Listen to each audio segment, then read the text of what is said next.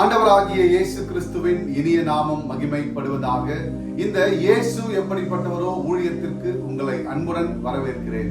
இந்த நாளிலும் நாம் ஒரு வேத வசனத்தை தியானிக்க போகிறோம்.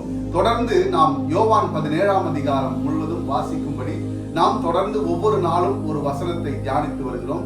இன்றைக்கும் நாம் 7ஆம் வசனத்திற்கு நேராய் கடந்து வந்திருக்கிறோம்.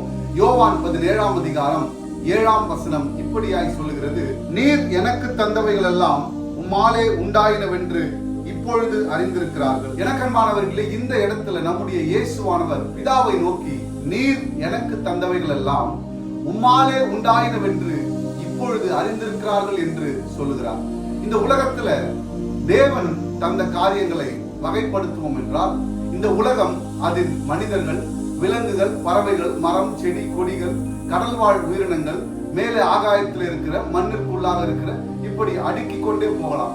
இந்த எல்லாவற்றையும் மனிதனுக்காக படைத்த தேவனாகிய கர்த்தர் மனிதரை 6ஆம் நாள் படைத்து 7ஆம் நாள் ஓய்வு நாளாக வைத்திருக்கிறார். இன்றைக்கும் மனிதன் எல்லாவற்றையும் ஆளும்படி தேவனாகிய கர்த்தர் படைத்து வைத்திருக்கிறார். இந்த உலக பிரகாரமான காரியங்கள் ஒருபுறம் இருந்தாலும், தேவனாகிய கர்த்தர் இந்த உலகத்திலே கொடுக்கப்பட்டதனுடைய நோக்கம் நிறைவேறாமல் போனதினாலே தேவன் மறுபடியுமாய் இந்த மனிதனுக்கு, அதாவது மனுக்குலத்திற்கு ஒரு மீட்பை வைத்திருக்கிறார். அந்த மீட்பு நசரேயனாகிய இயேசு கிறிஸ்துவின் நாமத்தினாலே, அவருடைய இரத்தத்தினாலே கொடுக்கப்பட்டது. அதை தேவன் மிகவும் விரும்பினார். எதை விரும்பினார் என்றால், மனிதன் மேல் அவர் விருப்பத்தை வைத்திருந்தார். மனிதனை நேசித்தார். அநேக விதமான அன்பினால் அன்பு கொடுத்து நேசித்தார். அந்த காரணத்தினால் தன்னுடைய ஒரே பேரான குமாரன் என்றும் பாராமல் இந்த பூமியிலே கொடுக்கப்பட்டு அவர் மிகவும் மனிதனை நேசிக்கிறவராய் நமக்கு வெளிப்படுத்தினார். அப்படி மனிதர்களை நேசித்த அவர் தம்முடைய ஒரே பேரான குமாரன் மூலமாக மீட்பையும் ரட்சிப்பையும் நித்திய ஜீவனையும் கொடுக்கும் பொருட்டு அவருடைய இரத்தத்தினாலே இந்த உலகத்தை மீட்டுக் கொண்டார். வேதம் இப்படியாய் சொல்லுகிறது. மத்தேயு 1ஆம் அதிகாரம் 21ஆம் வசனம்: அவள் ஒரு குமாரனை பெறுவாள், அவருக்கு இயேசு என்று பெயரிடுவாயாக, ஏனெனில் அவர் தமது ஜனங்களின் பாவங்களை நீக்கி அவர்களை ரட்சிப்பார் என்றான். இந்த வசனத்தை நாம் வாசித்த பிறகு தேவன் அவருடைய ஒரே பேரான குமாரன் எதற்காக கொடுக்கப்பட்டார் என்று நம்மால் புரிந்து கொள்ள முடியும். இன்றைக்கும் தேவனாகிய கர்த்தருடைய பிள்ளைகளே, 7ஆம் வசனத்தில் சொல்லப்பட்ட ஒரு காரியம் உம்மாலே உண்டாயினவென்று இப்பொழுது அறிந்திருக்கிறார்கள். யார் இதை அறிந்திருக்கிறார்கள்? தேவனாகிய கர்த்தர் இந்த உலகத்தை படைத்தார்.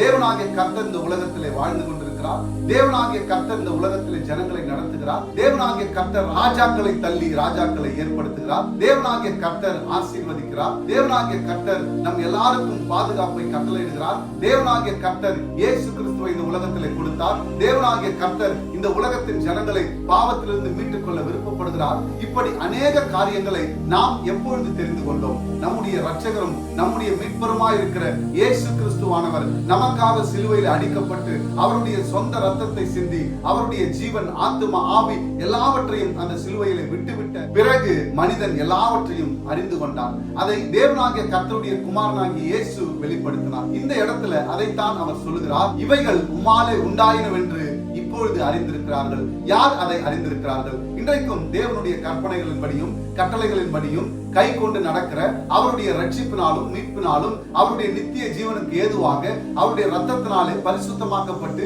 ஞானஸ்நானம் பெற்று ஆவியானவர் மூலமாய் இன்றளவும் நடத்தப்பட்டு வருகிற நீங்களும் நானும் தான். இந்த உலகத்திலே அநேக ஜனங்கள் வாழ்ந்து கொண்டிருந்தாலும் தேவனாகிய கர்த்தர் தெரிந்தெடுத்துக் கொண்ட ஜனங்கள், அவர் இன்ன இடத்திலிருந்து வந்தார், அவர் இன்ன இடத்திலிருந்து புறப்பட்டார், அவர் தற்பொழுது இன்ன இடத்தில் அமர்ந்திருக்கிறார் என்ற எல்லா காரியத்தையும் நமக்கு இந்த வேதாகமம் வெளிப்படுத்துகிறது. இன்றைக்கும் தேவனாகிய கர்த்தருடைய பிள்ளைகளே, உங்களுடைய வாழ்க்கையில் ஒரு காரியம் வருகிறது என்றால் அல்லது போகிறது என்றால், அது முதலாவது எங்கே இருந்து வந்தது என்று அறிந்து கொள்ளக்கூடிய அறிவை உடையவர்களாய் நீங்கள் காணப்பட வேண்டும்.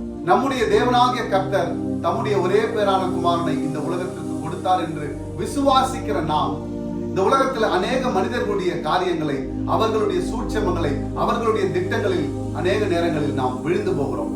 காரணம், அது எங்கே இருந்து வருகிறது? அதனுடைய விளைவு என்ன? இது தேவனால் உண்டானதா அல்லது மனிதனால் உண்டானதா என்ற விவரம் இல்லாதவர்களாய் நாம் காணப்படுகிறோம். இந்த இடத்துல இப்பொழுது அறிந்திருக்கிறார்கள் என்று நம்முடைய இயேசுவானவர் சொல்லுகிறார். நம்முடைய தேவனாகிய கர்த்தருடைய ரட்சிப்பையும் மீட்பையும் பெற்றுக் கொண்டவர்களாய் நாம் தேவனை அறிந்திருக்கிறவர்களாய் காணப்படுகிறோம். அறியாத ஜனங்களுக்கு, தேவன் யார் என்று தெரியாத ஜனங்களுக்கு எடுத்து சொல்லக்கூடிய கடமை நாம் ஒவ்வொருவருக்கும் உண்டான கடமை. இன்றைக்கும் இது எல்லாம் யாராலே உண்டானது என்று நீங்கள் அறிந்து கொண்டால், உங்களுக்கு கொடுக்கப்பட்டிருக்கிற உங்களுடைய மனைவி, பிள்ளைகள், தகப்பனார், தாயார், சகோதரர்கள், சகோதரிகள், இன்னும் உங்கள் வாழ்க்கையில கொடுக்கப்பட்ட எல்லா காரியத்தையும் நீங்கள் பத்திரமாகவும் பொறுப்புடனே அவைகளை கையாண்டு தேவ பக்தியுடையவர்களாய் தேவனுக்கு முன்பாக சரியான காரியத்தை செய்து அவருடைய விருப்பத்தை செய்து அவருடைய கட்டளைகளை, கற்பனைகளை கை கொண்டு நடக்கிறவர்களாய் நீங்கள் காணப்படுவீர்களானால் உங்களுடைய வாழ்க்கையிலே தேவன் பெரிய காரியங்களை செய்ய வல்லவராய் இருக்கிறார். அப்பேற்பட்ட இயேசுவை நாடுங்கள், என் தேவனாகிய கர்த்தரை தேடுங்கள். அவர் உங்கள் வாழ்க்கையிலே ஒரு பெரிய அற்புதத்தை செய்வார். தேங்க்யூ. God bless you.